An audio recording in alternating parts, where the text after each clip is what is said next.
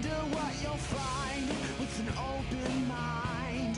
You may be surprised. Yeah, gotta get away from this illusion for the sake of the world. This delusion, it's gotta go.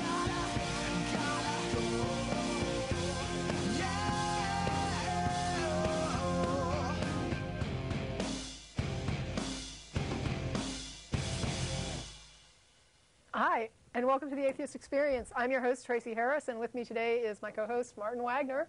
Hey, Martin, how you doing today? I'm just dancing on air. It's a great day Okay. to be alive. Today is Sunday, July 11th. We're a live call-in show. We accept calls from local Austin, Texas, and we also stream live on the internet at ustreamtv.com. The Atheist Experience is sponsored by the Atheist Community of Austin, which is a nonprofit educational foundation promoting positive atheism and separation of church and state. You can visit ACA online at www.atheist-community.org. It includes a fact page that answers commonly asked questions that are put to atheists and also to the program. If you can't get through on the phones today, you can check and see if maybe your question is answered there. We're live on Sundays from 4:30 to 6 p.m. Central Local Public Access TV. To watch live outside of Austin, sorry, repeating myself. There's also live chat at the Ustream. The website includes archives of past shows, and you can also subscribe to the podcast. The show site is www.atheist-experience.com. ACA also sponsors an internet audio podcast called The Nonprofits. The site for the nonprofits is www.nonprofits, that's PORPHETS radio.com. Nonprofits normally has a regular schedule, but I think they've been doing guerrilla shows. Martin, Yeah, we just did one. Yeah. Okay. This week I did one with my friends Gia Grillo, Chris Connor, and it was a lot of fun. I don't think it's up on iTunes yet, but there is the listing at the Atheist Experience blog if you want to grab it early. The link is there. So that was a ton of fun, and I think we'll probably do some more because it may be fall before they're able to actually get back on there bi-weekly. Okay, but they could probably still check for updates at the website, you think? Oh, sure, okay. Yeah. And at the blog, whenever we do one, we'll just announce it and post it there. So. ACA sponsors weekly meetings that include a Sunday brunch at Romeo's on Barton Springs from 11:30 to 1 p.m., except on the first Sunday of the month when we do a public lecture at the Austin History Center. We actually had one today about Camp Quest, and the next lecture that we'll be having is August 1st, and features Sarah Weiss and Brian Spears on the topic of the importance of separation of church and state. Following the show, most of the cast and crew head over to Threadgill's on 301 West Riverside for dinner. Any atheists or atheist-friendly people are welcome to join us. ACA hosts an atheist happy hour every Thursday evening starting at 7 p.m. at the Dog and Duck on 17th and Guadalupe.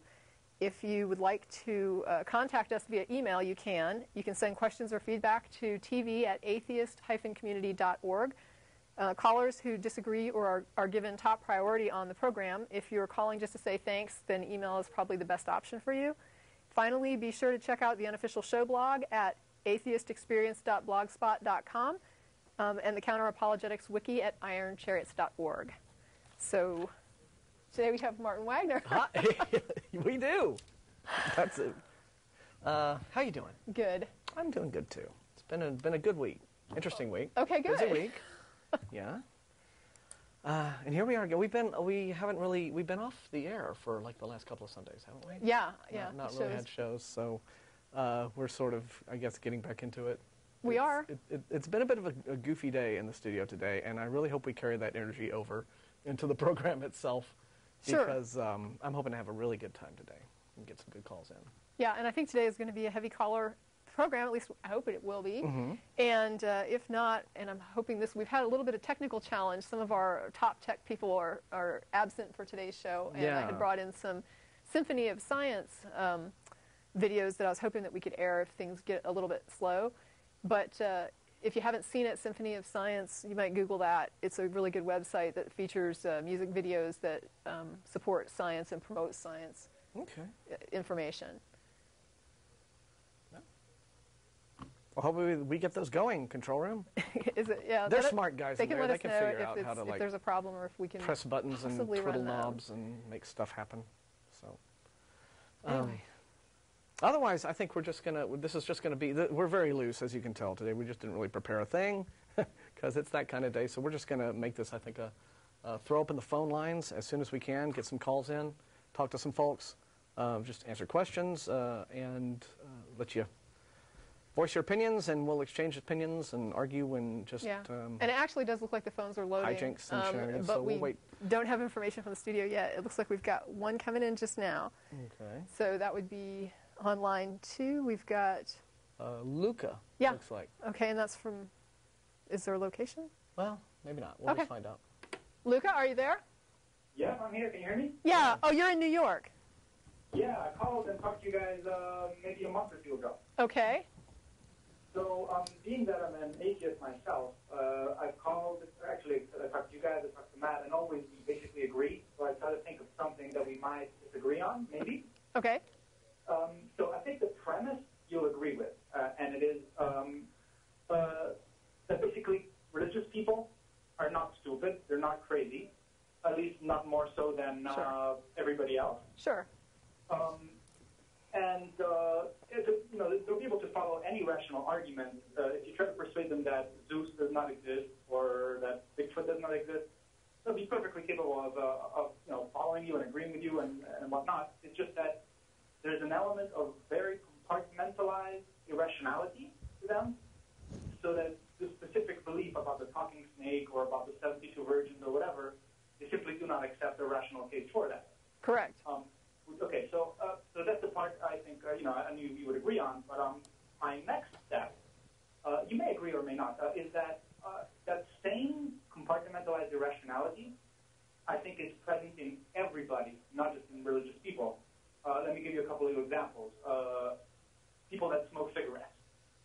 If I told you on paper, there's a product that you can buy that is going to make you, be relaxed, and you're going to have something to hold in your hand when you're talking to girls, but it's going to make your breath stink, it's going to make your teeth rot, it's going to kill you 20 years early, it's going to cost you $150,000 in your lifetime. A rational person wouldn't go for that, but somehow people do. Or, I don't know, maybe this example might be a little controversial to most people, but people that think that America is the most free country in the world. Whereas just, if you look at it factually, there isn't a single thing you're free to do in America that you're not free to do in France or Denmark or Holland, Italy or Australia or anything like that. Luca, can I interject something for a minute? Sure. How about if we restate what you were saying as opposed to saying that everybody does this, how about if we say that religion isn't the only thing that causes this?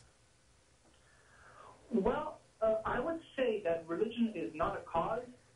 It's a manifestation of a root problem of basic irrationality of humanity. It's, I would put it that way. I don't know if religion is the cause. I would ask you to present a case for that as opposed to what I'm... my case would be simply that people are indoctrinated in order to make them not think clearly in this one aspect. Whereas with smoking, I would say that's an addiction. Okay, sure, but then what about the inability to see that you're being indoctrinated? Well, you're a child. Well, I think Luca has a point, which is that everyone is capable of being selectively irrational. There is our emotional side can sometimes make us do things that intellectually we know better than to do. But it can at times be very difficult to overcome those emotional urges and not act upon them. And there is an aspect of maturation that sort of has to take place before you are capable of... I'm not saying in everyone, but many people do really have these problems. And to use the example of smoking, people will do it at a certain point in their lives. Maybe they're young and immature and want to look cool. And then as they get older and they get past that phase of immaturity, they realize, oh, well, okay, now this is something really bad for me. And then they try to quit. And many people do quit smoking after a few years. So I think that people do have a capacity to compartmentalize their thoughts and where they can be entirely rational about most subjects, but then have something, the term sometimes we use is guilty pleasure, things like that, where we will say, yeah, I know this really isn't good for me, but I do it anyway. But I think that religion is, ramps that up several notches, right? The religion has the aspect of cultural indoctrination from birth that other, say, selective, irrational behaviors don't. Right. And so religion is again, the root cause may just be in our minds, and that we our brain chemistry. But you can do this to people. Yeah, yes, I mean, people are but built we're, in such a way that you can do this as to them. beings, we are fallible in what we do. Right. So I think you are probably right in saying that the root cause lies in here somewhere. But then, depending upon what it is that you are addicted to, whether right. it's That's drugs the thing. or religion, I think is just the stronger, just has the stronger indoctrinal. It's a structured attempt to subvert your reason. Yeah. I mean, that's the thing. It is a structured and systematic system that works to make you think along the lines of an apologetic type of reasoning that is not rational. So it sort of cuts off that rational thinking at a really early age, to the point that when the kid gets older, they don't have these kind of rational toolbox. They go out, sometimes they go out into the world and they say, well, I'm chucking this religion, but they go forward and they have no critical thinking skills because they were never taught how to really reason. They were just simply taught to rely on this set of rules. I disagree. Sorry, Tracy, I have to disagree. I mean, honestly, I think there are, I can't speak for you guys, but I can definitely speak for me. I think there are thousands of religious people, devout Christians, that are more intelligent than I am, certainly better educated. I'm not saying that they're stupid or uneducated. I did not say they were stupid or uneducated. I said I said they were indoctrinated. They're not capable of critical thinking, and when it comes to this religion, correct. That was your premise. Okay, not in everything else. No, I'm not talking about everything else. I'm talking about indoctrination specifically into religion. Yeah. Because if you ask, you tell your, you tell your typical fundamentalist Christian that drinking Mountain Dew will make you invisible, then he's likely to be just as skeptical as anybody else. But then if you tell him some story from the Bible, he will not exercise that same level of skepticism. And so there is something about religion, and we'll say Christianity because in our culture that's the one that's the most prevalent, and the one we know most about.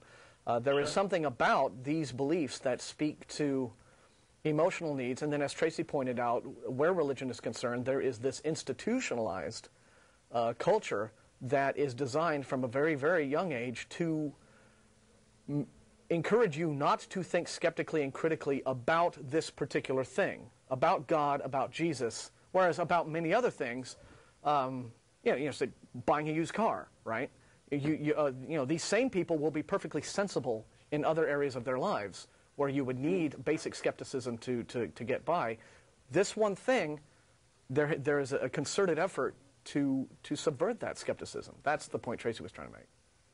Well, then let me ask you this. Would you say that there is any significant difference between how the religious institution does this mechanism and the way our political environment does, the way Rush Limbaugh would, or, the way we're talking to... Yes, I would. I would say that they get your parents involved in order to reinforce this in the home 24/7. They've got you in a meeting 3 times a week, and they're having you singing hymns, doing Sunday school, in front of a preacher, and then mom and dad are reinforcing this at home. They've got you reading Bible verses. I mean, this is not just a marketing campaign.